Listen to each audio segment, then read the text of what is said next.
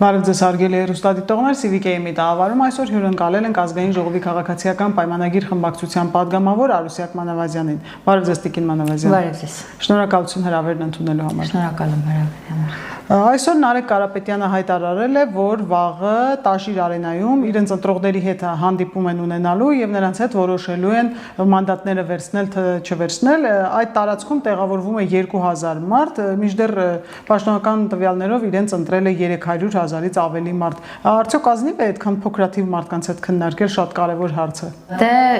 ես չգիտեմ ինչ են նախ նման հավաք միջոցառումներ կազմակերպում, ինչ են ուզում ցույց տալ, երևի հավանաբար կարիք ունեն իրենց մանդատները վերցնելու ցույց տամ, որ ամրացնեն այն տպավորությունը, որ պահանջ կա հանրային եւ կամ իրենց ընտրողների կողմից եւ պետք է այդ մանդատները վերցնեն, այնինչ ես կարծում եմ, որ դրա կարիքը ընդհանրապես չկա, իրենք կարող են վերցնել եւ իրենք երազում կամ ցանկանում են անպայման հայտնվել ազգային ժողովում, պարզապես իրենց երագլուխ կուսակցությունները փոքրիկ խմբակ են, գործակալներից կազմված խմբակ է, ովքեր իրենց միսիան եւ իրենց տապալվել է այդ միսիան, որ ուզում էին անեն, հիմա փորձում են հաջորդիվ նաեւ տպավորություններ ստեղծել։ Բնականաբար տարօրինակ է թե ինչու են որոշել հենց իրենց կրկեսում դա կազմակերպել, որովհետև մենք միգուցե այնտեղ նաև այլ ներկայացումներ են որոշել անել, տեղյակ չեմ, ես ընդհանրապես նոր եմ լսել այդ մասին, որ իրենք նման միջոցառում են փորձում կազմակերպել, բնականաբար իրենց աջակիցների, իրենց թիմակիցներով հավաքվելու են այնտեղ, կարևորը շատ լավ կազմակերպված ներկայացնելու են ինչ են այնտեղ պատրաստվում անել եւ պետք է վերցնեն մանդատները, գոչելու են, գոռալու են, այո, պետք է վերցնել մանդատները եւ կգան կասեն պետք է վերցնենք մանդատները։ Հետո կգան ազգային ժողով, ազգային ժողովում կշարունակվի այդ կրկես ներկայացումները բնականաբար իրենց կողմից, կշարունակեն պնդել, որ իրենք պահանջով են եկել ազգային ժողով մանդատները վերցրել են, այսինքն սցենարը այնքան պարզ է իրենց հաջորդականությունը, իրենց գործողությունների սցենարը, որտեղ վերջին ամիսներին, նախորդ ամիսներին այնքան սցենարներ ենք տեսել եւ պատկերացեք բոլոր սցենարները մեր կողմից կանխատեսելի է եղել եւ սա եւս կանխատեսելի է, որ ազգային ժողովում էլ գալու են եւ ասեն օրինակ 300,000 ադրբեջանցիները ինչու չկան, որտեղ են հարց է հնչելու լրագրողների կողմից, մեր կողմից եւ այլն, ասելու են մեր մանդատով դա կանխեցինք։ Իհարկե իրենք փորձելու են այսպիսի վերամբարձ մտքեր, չգիտեմ, իրենց կարևորություն տալով իրենց մանդատին եւ իրենց իհարկե փորձելու են նման խոսույթ իհարկե տանել, ինչը իհարկե լավ կամ իրենց համար լավ լուծում չի կամ չգիտեմ հանրությունը ինչպես կգնահատի եւ կվերաբերվի, բայց իսկապես իրենք դարձել են Հայաստանի Հանրապետությունում ամենամեծ կրկես արենան, որ կարող են ներկայացում տալ, դա իրենք են իրենց խմբակով։ Այսինքն փորձելու են արդարացնել մանդատները վերցնել։ Այո, իհարկե դա անում են դեռ հաջորդ իսկ օրվանից, որովհետև իրենք ներշնչել էին ընտրությունների ամբողջ ընթացքում, անգամ իրենց ընտրակեղծարարության դրա կաշառքի մեջ ներգրաված անձանց ներշնչել են, որ մնացել են հաշված օրեր եւ ժամեր եւ մենք լինելու ենք երկրի ղեկավարումը մեր ձեռքում է լինելու եւ այդ ներշնչումը բերել էր այն տպավորությանը, որ իրենք այլևս վերջ մի քանի օրից լինելու են, ղեկավարելու են, կառավարելու են երկիրը եւ դրանից հետո հիմա պետք է ինչ-որ մի ձև արդարացնեն իրենց մանդատները, որպես ընդդիմություն վերցնելու հանգամանքը, թե ոչ։ Եվ հաջորդ օրվանից այդ գործողություններ, նմանատիպ գործողություններ են անում եւ երևի տենց արդեն որքան ժամանակ է անցել ընտրություններից, 10-15 օր է անցել, նոր որոշել են ինչ-որ նոր սցենարով, նոր ներկայացումով հանդես գալ հանրության առաջ։ Սահմանադրական դատարան են դիմել 7 քաղաքական կուսակցությունների եւ դաշինքներ, այդ թվում Հանուն Հանրապետության կուսակցությունը, վաղը ՍԴ նիստն է կայանալու, ինչ սպասել այդ նիստից։ Ես չեմ կարող ասել ինչ սպասել այդ նիստին ընթացքին կհետևենք, կքննարկենք, կտեսնենք, բայց այնքան որքանով տեղեկացվել ենք մամուլից ինչ հիմնավորումներ կամ ինչ փաստարկներով են ՍԴ-ում հանդես գալու, բավականին աբսուրդ է։ Ես կարծում եմ, որ իրենք ընդհանրապես ընտրական հենց իրենք էլ մյուս շատ մի քանի այլ կուսակցություններ առաջի անգամ են ընտրական process-ների մեջ ներգրավում եւ չպատկերացնելով ընտրական process-ների ընթացքը եւ ընթացակարգերը իրենք իրենց կողմից ներկայացրել են այնպիսի աբսուրդային բաներ, որը տարօրինակ է հնչում միանշանակ։ Երեկ էլ եմ լսել էլի նմանատիպ աբսուրդային բաներ, երբ 20:00-ին փակվում եւ հաշվարկն ավարտվում է ընտրատեղամասում, երբ 7000 անձ ձեռքով է գրանցված եղել որպես դրանք նորմալ ընթացակարգ է եւ ընտրական օրենսգրքով հստակ նշված է, երբ մատնահետքը չի կարդում կամ չի ստացվում, բնականաբար տվյալները ձեռքով մուտքագրում են եւ կտրոնը վերցնում են։ Չի կարող չընդոտվել մարդու ընտրելու իրավունքը, բայց մարդիկ դա վերագրում են որպես լուրջ կեղծիք, խախտում եւ դա կարողանում են ինչ-որ տենց անպագորգոր հայտարարություններ անել, որը բնականաբար իմ համար զարմանալի է, ինչպես կարող է իրավաբանը նման հայտարարություններ անել եւ նման հայտարարություններով փորձել տենց տպավորություն ստեղծել, որ ինքը ճիշտ է խոսում եւ ինքը վստահ է խոսում եւ ինքը ամեն ինչ գիտի։ Այ օրինակ նույն ուժեղ Հայաստանի ներկայացուցիչ Արամ Վարդևանյան ասուլիս է տվել, խոսել է զանգվածային կազմակերպված բնույթի ընտրախախտումների մասին, այստեղ խոսել է, որ Միացյալ Նահանգներից, Եվրամիությունից, Ֆրանսիայից մեր ընտրական գործընթացին միջամտություն է եղել։ Սա խոսում է մի մարդ, որի ուժի ներկայացուցիչները փորձում են Ռուսաստանից մարդկանց բերել բազմաթիվ հակակոռուպցիոնը բազմաթիվ հերախոսային գաղտնալսումներ էր արել, այսինքն փորձում են էլի ստվերել, ցույց տալ, որ իրենք ոչինչ չեն արել եւ միայն իշխանությանը մեղադրել ամեն հարցում։ Ես չգիտեմ ինչ է զանգվածային ընտրախախտումների մասին է խոսքը, ինչպես կարող է զանգվածային ընտրախախտում լինել եւ այդ պահին դա չարձանագրվել։ Իրենք ունեցել են հանձնաժողովներում, իրենք ունեցել են անդամներ, ունեցել են վստահված անձինք, ունեցել են իրենց լիարժեք իրավունքն է եղել այդ արձանագրումներն անելու, իրենք ունեցել են իրավունք հաջորդ իսկ օրը այդ մասին հայտարարել, ոչ թե 15 օր հետո այդ մասին հայտարարելու, կամ եթե հիմա հայտարարել են, ինչ հիմնավորմամբ այդ զանգվածային ընտրախախտումները եղել, գիտեք, փորձում են ներսում ինչ որ աղմուկ ունենալ ֆոն ապահովելու համար, միայն ֆոն ապահովելու եւ իրենց դրսի վերադասին որևէ կերպ դա ապացուցելու, որ իրանք գործողություն են անում, որովհետեւ պետք է ցույց տան, որ որևէ գործողություն են անում։ Ուղղակի ձեռքերները ծալած նստել չեն կարող, պետք է ապացուցեն, որ այո, մանդատները ինչ հիմքով պետք է վերցնեն եւ ինչ հիմնավորման պահանջ կա հանրային ձեր նշած 2000 հոգու հրավերով պետք է դա ապահովեն։ Ես կարող եմ ասել, չգիտեմ, այդ դահլիճում 200 հոգի է տեղավորվում 1000 թե 2000, էական չի 300,000 եւ ավելի մարդ չի տեղավորվում, որ դա համարվի պահանջ, բայց իրենք այդ տպավորությունը փորձելու են ստեղծել եւ զանգվածային ընտրակեղծարարությունը կամ ընտրակեղծիքը 15 օր հետո չեն կանգնում մամուլի ասուլիսով, ինչ որ ուղղակի խոսքեր ասում կամ խոսքեր ընչեցնում, հիմք, ապացույց, տեսարան, տեսանյութ, ինչ ունեն իրենց ձեռքի տակ զանգվածային ընտրախախտում ասելով։ Արամ Վարդևանյանը խոսել է նաև ձեր նախագծի մասին, որի համահեղինակներից եք նաև դուք, որ 6 ամսից ավել Հայաստանից բացակայողներին կարգելվի ընտրություններին մասնակցել եւ հեգնել է, հա, ես իր խոսքերը մեջ բերեմ, որ երևի կարող են ասում ԿՊ-ից առաջարկել, որ ընտրություններին կարող են մասնակցել միայն ԿՊ-ի աջակիցները կամ նրանց հետ համագործակցողներն ու նրանց աջակիցները։ Այսինքն ինչ է ուզում ասել։ Դե իրենց դա վերջին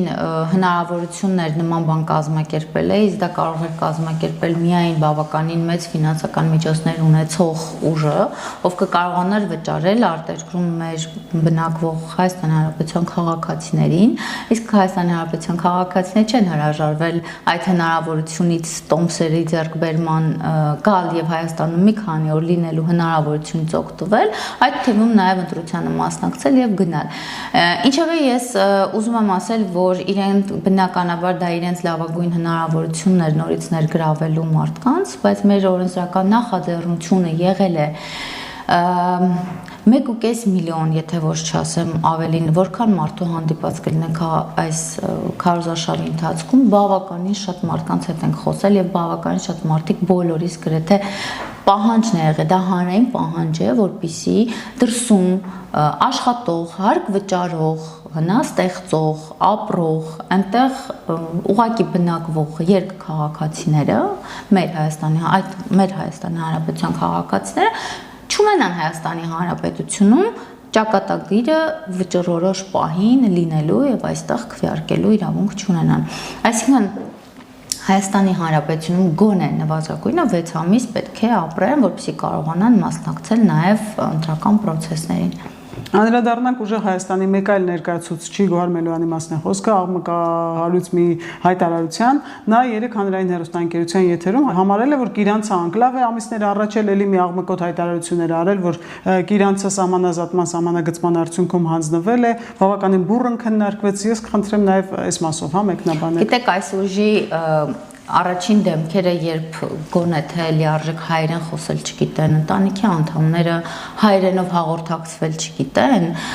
ինձ թվում է իրենց ներկայացրած ցուցակում առաջին համարները զբաղեցնող անձինք գոնե պետք է իրենց կյանքում գեթ մեկ անգամ լինեին Իրանցում մի քանի տարի առաջ եւ լինեին Իրանցում գոնե հիմա եւ նոր գային եւ հարցազրույցի ժամանակ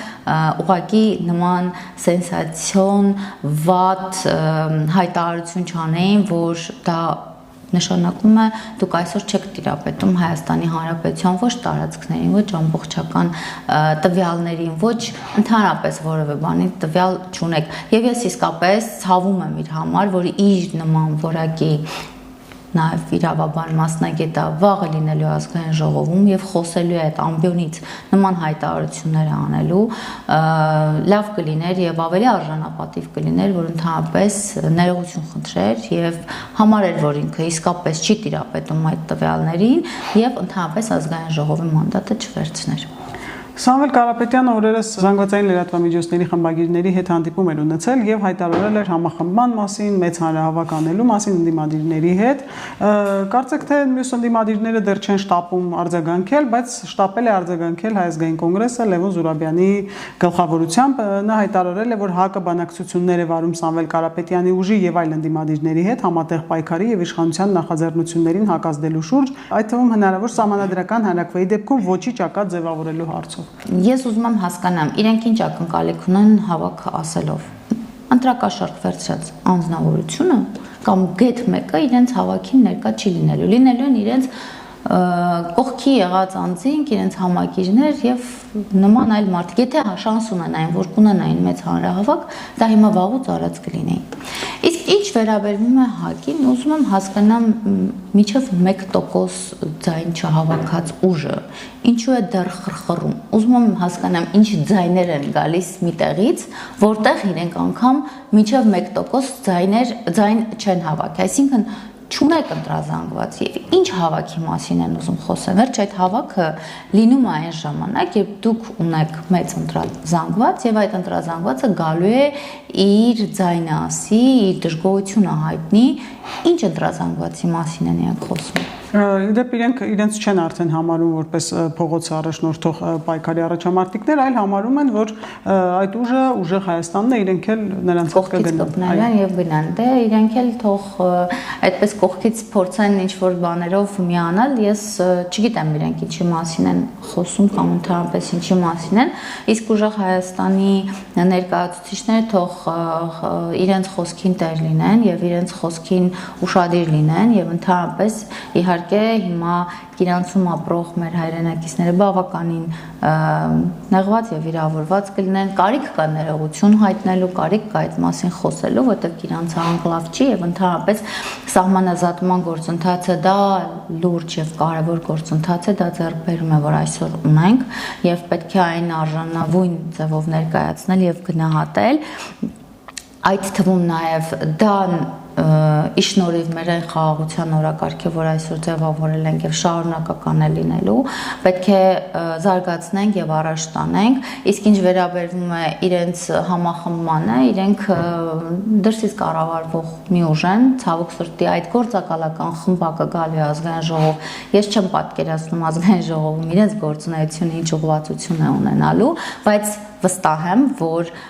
իրենք հայատյաց անձնավորություններ են եւ ուժեր են եւ այդ ուժերի գործունեությունը իշա Հայաստանի Հանրապետության որևէ վարքյան չի լինելու։ Վերլուծելով արդյունքները, ընտրությունների իրանցում ԿՊ-ն հաղթել էր, հնարավոր է մարդիկ հենց նույն Գոհար Մելոյանի հայտարարություններն էին լսում դեռևս փետրվարին, որ իրանցը հանձնվել է սահմանազատման արդյունքում, մինչդեռ այնտեղ մարդիկ ապրում են, արարում են, գյուղատնտեսությամբ են զբաղվում, երեխաները դպրոցում հայտնում են, որ մենք 4 գյուղեր հանձնել ենք Ադրբեջանին դեռ ամիսներ առաջ եւ մենք խնդրում եւ հորդորում էինք գնանք եւ անձամբ տեսնենք այդ որ գյուղերն են հանձնվել Ադրբեջանին։ Պարզապես իրենք տենչում են այդ մասին, երբ այդ մասին անդադ հայտարարում ես եւ խոսում ես,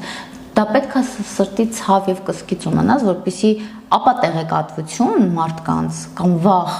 իրենց մոտ չստեղծես, այսինքն փաստերը պետք է աչքով տեսնել եւ համոզված խոսել այդ մասին։ Ինչպես կարող, երբ իրանցում ապրող տուն Իմիջիալոց 16 միլիոնի մեր ծրագրը գիտեք որքան մարդ է դիմել հենց իրանցում եւ ունենք բավականին շատ մեծ դիմողներ եւ այնտեղ մեծ ահռելի շինարարություն է գնում, որտեվ տներ են կառուցում կառավարության ծրագրով։ Ոնց կարող է այնտեղ շենացող այդ գյուղը ասել, որ դա անկլավ է 1 կամ ասել տվել ենք Ադրբեջանի 2, դուք ես ուղղակի ապշած եմ, որ իրենք շարունակում են պրոադրբեջանական կամ չգիտեմ, փորձում են ինչ-որ ձևով իրենց ջրաղացին ջուր լցնող կամ այլ երկրի ջրաղացին ջուր լցնող հայտարարություններ անել եւ վիրավորել հենց Հայաստանի Հանրապետության քաղաքացուն։ Եվ նաև կխնդրեմ խոսենք հիբրիդային պատերազմների մասին, որի հենց գլխավոր մասնակիցները նաև ընդդիմադիր ուժերն են, հենց իրենց առաջնորդներն են, հենց այդ վախերը եւ այլն։ Քաղաքացին ըստ էության կարծեք թե տուրք չտվեց, հա, ընտրությունների ժամանակ նրանց այդ հայտարարություններին այդ վախացնելուն։ Դե տեսեք, դա եւ հակառակ ազդեցություն է ունեցել այն բոլոր գովազդները եւ հիբրիդային պատերազմային ապա տեղեկատվությունը, որ իրենք տալիս են, բայց մյուս կողմից մենք փորձել ենք հնարավորինս պատրաստ լինել եւ հակազդել, բայց փորձը ցույց է տալիս, որ հակազդումն ավելի քիչ էֆեկտ է ունենում, քան այդ պահին կա ապա տեղեկատվություն, դեռ մարդիկ շատ արագ են։ Նույն այդ 300,000 ադրբեջանցիներին բնականաբար դա շատ հուզական էր, խոցելի էր եւ այլն, ինքը ավելի շատ թիրախավորեց որոշ իմաստով, բայց բոլոր դեպքերում մենք փորձեցինք եւ հիմա էլ ենք ասում, որտեղ են ձեր ադրբեջանցիները, որ պետք է գային այստեղ, որտեղ են այն ձեր պայմանավորված եւ 300,000 ադրբեջանցիները, որ հենց ընտրության հաջորդ օրվանից պետք է մտնեին Հայաստան։ Բնականաբար դա իրենց ստեղծած հերթական սցենարն էր, որի շուրջ կառուցել էին եւ իհարկե հիբրիդային այդ հարձակումներին մենք հնարավորինս բավականին շատ հակազդել ենք, ինչը դեռ շարունակական է լինելու, ինչ խոսք, քանի որ իրենք դեռ շարունակում են որոշակի ռեսուրսներ ծախսել։ Հիմա մի փոքր շոկային է իրենց մոտ ինչպես ստացվեց, որ իրենք չդարձան եւ ընտրություններում իրենց ուզեց հաղթանակը չունեցան, ամեն դեպքում իրենց համար մեծագույն շատ մեծագույն հաղթանակ է նաև ընդդիմություն լինելը եւ ազգային ժողովում այդքան մանդատ ստանալը։ Եվ կխնդրեմ Ռուսաստանից եկող ազդակների մասին, հա, նրանք եւս կարծեք թե մտնում են այդ հիբրիդային պատերազմի մեջ, այստեղից էլ ձայնակցում են նրանց Ռուսաստանը մեր ընտրությունները համարում է ոչ ժողովրդավարական, կեղծված եւ այլն, այս մասով ինչ կասեք։ Ռուսաստանում Մարգարիտա Սիմոնյան անունազգանով հայ լրագրող ունենք, ով ավելի շատ է շահագրգռված Հայաստանի նկատմամբ վատ չարախոսության եւ ինչ որ ատելության, քան Ռուսաստանի ցանկացած պաշտոնյա, անկեղծ պետք է լինեմ, եւ ինքը Ռուսաստանում լինելով եւ իրեն անվանելով հայ, ես ապշած եմ, որ ինքը իրեն հայ է համարում եւ ընդհանրապես չգիտեմ ինչ են այդ ազգանունը դեռ շարունակում կրել, լավ կլիներ եւ իրեն արժանապատիվ կլիներ, գոնե հրաժարվեր իր անուն ազգանունից կամ առհասարակ արյունը փոխեր։ Ես կարծում եմ, որ Ռուսաստանը դեռ ունի նպատակներ, որովհետև Ռուսաստանի աջակցող մենք ունենք կուսակցություններ եւ ուժեր, ովքեր շարունակում են, բայց մեր աշխատանքը Ռուսաստանի Դաշնության հետ գործընկերային է, դաշնակից գործընկեր պետությունը, այսինքն աշխատանքները կշարունակվեն այնպես, ինչպես պահանջված է կամ կա կառավարության ծրագրում։ Ճիշտ է, ունենք արտահանման արգելք, որը եւս ես վստահեցնում եմ ձեզ, եթե մեր ներսի ուժերը չոգևորվեն եւ այնքան հախուռն չուզենան, որպեսի վնասեն Հայաստանի Հանրապետության քաղաքացուն բիզնեսին, դրսից որևէ ուժ որևէ բան չի կարող անել։ Այսինքն դա մենք ներսից թույլ ենք տալիս մեր այսպես կոչված Հայաստանի Հանրապետության քաղաքացիները, հենց նույն կալուգա հետ ժամանած Հայաստանի Հանրապետության քաղաքացին, ով ընդհանրապես պետք է այստեղ որևէ գործունեություն ծավալելու իրավունք չունենար, իրենց նմանները գալիս են, ստեղծում են կուսակցություն եւ թույլ են տալիս, որպեսզի այլ երկիր կարողանա իրենց միջոցով կառավարել Հայաստանի, որևէ ազդեցություն ունենալ Հայաստանի Հանրապետության վրա։ Բայց ես կարծում եմ, որ մենք եւ կառավարությունը այս ընթացքում եղել է բիզնեսի կողքին, շարունակում է լինել եւ իհարկե մեր ապրանքը եվրոպական շուկա եւ մնացած շուկաներ արտահանելու ծրագրերը բարեհաջող ընթացքի մեջ են եւ կունենանք եվրոպական շուկայում շատ մրցունակ ապրանք, որը իր զարգացումը եւ ընդհանրապես նաեւ ավելացումը ընթացքում կունենա։ Մենք ամենօրյա ռեժիմով ականատես ենք լինում, որ իրավապահները ընտրակաշարքի դեպքեր են բացահայտում, խուզարկություններ են արվում էլի այդ ընտրակաշարքի տիրույթում տարբեր ընդդիմադիր գործիչների տներում, հենց որևէ մեկին կանչում են հարցաքննության կամ որևէ մեկի տանը խուզարկություն են լինում, անմիջապես ասում են այս իշխանությունները բռնաճնշումներ են գործադրում, մենք քաղաքացիալ ենք, չգիտեմ ինչ ենք, ռեպրեսիաներ են մեր հանդեպ կիրառում, ես խնդրեմ։ Ռեպրեսիաները որտեղ են, երբ այդ 2 օրից ավել ընտրակաշարքով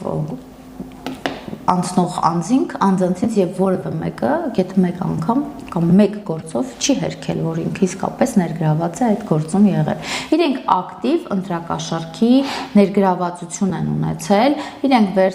այսպես ասած բազարի մեջ են մտել քաղաքացու հետ, փորձել են մեկին ինչ-որ մի թույլ տեղ իմանալով, թիրախավորելով, չգիտեմ, հնարավոր բոլոր ձևերով կաշառք բաժանել եւ ստանալ որոշակի քվեի խոստում։ Հիմա որևէ օրինակ կա սեղանին դրված իրենց կողմից կամ հայտարարություն, որ իրենց հետ մենք ընդհանրապես գործ չունենք, իրենք ինքնագործունեությամբ են զբաղվել։ Իհարկե ոչ, որտեղ դա գումար եք տալիս եւ այդ գումարը գնում շրջանառվում է ինչ-որ միտեղից այդ գումարը դուրս է, չէ՞ գալիս։ Ընդհանրապես պայմանավորվածություն չի, որ հետ քայլանես եւ ասես ես իր հետ գործ չեմ ունեցել, ինքնուրույն է դա արել։ Գումար է շրջանառվել եւ պետք է հասկանալ այդ գումարները ինչ ծավալի, ինչ մեծ քանակի գումարներով փորձել են այդ 300 եւ 1000 ավել քվեն իրենք ունենան այսօր։ Պետական դավաճանության մեջ մեղադրվող Անդրանիկ Թևանյանի համար 50 հասարակական եւ մտավորականության ներկայացուցիչներ ստորագրել են իաջակցություն իրեն։ Դրանք այն նույն մարդիկ են, որոնք լռում էին հենց այն ժամանակ, երբ որ մարտի 1-ին մեր 10 քաղաքացիներին էին գնդակահարում փողոցում, 2004 թվականի ծեծ ու ջարդներ համենայն դեպս ճիշտ է, ժամանակ մարդ չմահացավ, բայց շատ արյունալի իրադարձություններ էին։ Ինչու էին նրանք լռում ու հիմա այս մեղադրանքով մարդուն աջակցում են։ Ես չեմ կարող ասել ինչու են լռում, հավանաբար այդ նույն մարդիկ լռել են նաև 1998 թվականին, 2003 թվականին, երբ Ռոբերտ Քոչարյանը արյամբ եկավ իշխանության, այդ նույն մարդիկ լռել են նաև մարտի 1-ին եւ կլռեն հաջորդիվ այն բոլոր իշխանազավթման պետությունը կորցնելու վտանգի ժամանակ իրենց կարևոր է, որ իրենք ունենան իշխանություն, իրենք ունենան այն հնարավորությունները, որ ունեցել են ժամանակին, հավանաբար դա իրենց համար եղել է այդ տենչանքը լինել որևէ երկրի, ինչպես Ռոբերտ Քոչարյանը տարիներով մեր ենթակառուցվածքները ընդհանրապես առողջարքի հանել Հայաստանի Հանրապետության ամբողջ գույքը եւ ենթակառուցվածքները, իրենք այդ տրամաբանության մեջ ուզում են շարունակել լինել իշխանության, ուզում են շարունակել իշխանության վաճառքը, իշխանության ներսում Հայաստանի Հանրապետության սահմանների ներսում եղած վաճառք այլ պետություններին եւ հաճոյանալ այլ պետության առաջ իրենց համար դա ավելի հեշտ եւ հաճելի գործընթաց է, քան գալ եւ պաշտպանել մեր պետությունը, ինքնությունը, մեր ամեն ինչը։ Մի տեսակ տարօրինակ չէ, որտեղ մտավորականությունը սովորաբար ասում են ավելի ազատ մտածող մարդիկ պետք է լինեն, չէ, ավելի ազատությանը ձգտող, բայց այդ մարդիկ աշխատել արել են մի ժամանակահատվածում, երբ ամեն ինչ փակ է եղել, խոսքի ազատությունը սահմանափակված է եղել, բռնաճնշված է եղել, իրենք դա չեն զգացել իրենց վրա, թե իրենք պարզապես մշտապես այն ժամանակվա իշխանությունների կողքին են եղել, դրա համար այն ժամանակ իրենք եղել են այդ իշխանությունների կողքին, այդ իշխանություններից որոշակի արտոնյալ պայմաններ եւ իրավիճակներ ունեցել հավանաբար, բայց այո, ճիշտ եք, մտավորականություն պետք է ունենա ազատության տենչող մտածելակերպ եւ գործելավոճ։ Ես իհարկե տեղյակ չեմ եւ չգիտեմ ինչու են նման քայլի գնում, բայց վստահաբար կարող եմ ասել, որ այդ նույն մարդկանց գնահատական տալիս եմ ինչ իրավիճակներում են փորձել նման քայլի գնալ։ Նաեւ վերջերս տեսա նույն, այսինքն ողջունեն եւ վաղը նաեւ երաշխավորություն կներկայացնեն, ստորագրություն կհավաքեն վերջերս Հայաքվեի ներկայացուցիչի նկատմամբ, ով փորձել էր Ռուսաստանի Դաշնության մեր հայ գործարարների աշխատանքը սահմանափակել եւ ստիպել, պարտադրել, որ ստիպեն իրենց աշխատակիցները կան այստեղ ընտրություն անեն, սրանք անհասկանալի միջամտություններ են եւ իրենց արժանի գնահատականը այո իրավապահ մարմինները պետք է տան եւ պետք է ունենան, որովհետեւ քանի անպատժելի է նման գործելավոճը, դա լինելու է շարունակական։ Եվ դուք մինչև 2018 թվականը անդիմադիր եք եղել, դուք եւս մասնակցել եք այդ ընտրակեղծիքների դեմ բողոքի ակցիաներին, բայց կհիշեք որևէ դեպք, որ անդիմադիր շարժման լիդերը հենց ընտրակեղծիքների մասին խոսելու ժամանակ կամ դրանից հետո ճամպրուկները վերցնել ու որոշել երկիրը լքել, ինչպես արեցին 3 անդիմադիր ուժերի ղեկավարները։ Ոչ, իհարկե, ես հիշում եմ մեր որպես ընդդիմություն պայքարը շարունակվում էր հաջորդ իսկ օրվանից արդեն նոր պլաններով, նոր ծրագրերով եւ երբևէ որևէ մեկի մտքով անգամ չի անցել, որովհետև մեր հայրենիքը Հայաստանի Հանրապետությունը, մեր պետությունը, մենք պետք է տեր լինենք այդ պետությանը, ոչ թե որովհետև իրենք հյուր էին այստեղ, իրենք եկել էին իրենց առաքելությունը կատարելու եւ պետք է արագ գնային, որտեվ չկատարեցին։ Իրենք հյուր էին այս երկրում, հյուր ժամանակավոր ու կշարունակեն հյուր մնալ այնքան, քանի դեռ իրենց սահմանափակումները դրված չի սահմանին, եթե իհարկե բաց լինի սեկտը, արագ կթողնեն եւ կհեռանան, որտեվ իրենք սիրում են փափուկ կյանքով եւ դրսում ապրելուն սովոր մարդիկ են։ Եվ ամփոփելով օգոստոսի 2-ին նախատեսված է նորընտիր խորհրդարանի առաջին նիստը, ինչպիսի խորհրդարան կունենանք, նախորդից ինչով կտարբերվի։ Ես կարծում եմ մենք օգոստոսի 2-ին անցնել ենք մեր բնականon աշխատանքին, ինչպես մինչև այս պահը ունեցել ենք եւ շատ նորմալ աշխատում ենք, իսկ ընդդիմություն ինչպես չենք ունեցել նախորդ 5 տարիներին, չենք ունենալու նաեւ առաջիկա 5 տարիներին, որտեղ իրենց գործունեությունը ընդդիմադիր գործունեություն չի եղել, իրենց գործունեությունը եղել է ադրբեջանական նարատիվները, ադրբեջանական թեզերը եւ ընդհանրապես հակահայկական ցանկացած հայտարարություններ եւ ապատեղեկատվություն տարածելը իրենց միացել է եւս մեկ ուժ, որը հաջորդ 5 տարի նույն գծի մեջ իրար հետ փոխարինվելով շարունակել, որը Հայաստանի Հանրապետության զարգացման վրա որևէ գործ չի ունենալու, իրենք ընդամենը փորձել են հայտարարություններ անել եւ ոչ թե աշխատել։ Իսկ նման ընդդիմության հետ ովքեր մեր սահմանի տարածքները անկլավներից չեն տարբերում, ես չեմ կարծում, որ կկարողանանք ունենալ իրենց հետ որևէ խոսակցություն կամ երկխոսություն։ Շնորհակալություն։ Ես եմ շնորհակալ։ Հիշեցնեմ, որ մենք զրուցում էինք Ազգային ժողովի քաղաքացիական պայմանագիր խմբակցության պատգամավոր Արուսյակ Մանավազյանի հետ։ Հավանիչ տեսանյութը եւ բաժանորդագրվիչ նորությունները բաց չթողնելու համար